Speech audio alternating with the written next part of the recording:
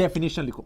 जैसे एग्जांपल बताता हूं, तुम्हें एक न्यूमेरिकल दिया गया, उस न्यूमेरिकल में जो भी डेटा है वो डेटा है, वोल्टेज है और आपको रेजिस्टेंस दिया है और करंट पूछा है। अब आपको पता है कि भाई वोल्टेज है हमारे पास रेजिस्टेंस है और करंट हमसे पूछा गया है, तो हम क्या करेंगे सर? बहुत सिंपल है, ओम्स लॉ का यूज करके हम इस क्वेश्चन को सॉल्व कर देंगे। बट ये क्वेश्चन हमें आ ही नहीं रहा है, हमें नहीं आ रहा है सॉल्व करना, क्या करना है? अरे ओम्स लॉ का डेफिनेशन तो पता है, तो तुम क्या करो, उस क्वेश्चन में ओम्स लॉ का डेफिनेशन लिखो सबसे पहले।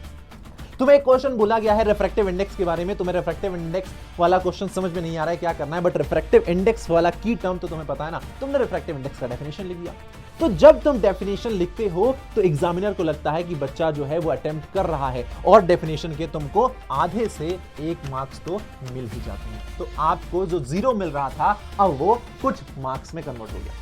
दूसरी चीज है फॉर्मूला लिखना। आप फॉर्मूला लिखिए और फिर कैलकुलेशन में भले आपको प्रॉब्लम आ रही हो, बट अगेन फॉर्मूला आप लिख रहे हैं मतलब एग्जामिनर को लगा कि बच्चे ने इस चीज को पढ़ा, समझा और उसको वैलिडेशन देने के लिए, यानी अपने स्टेटमेंट को वैलिडेट करने के लिए उसने फॉर्मूला लिखा।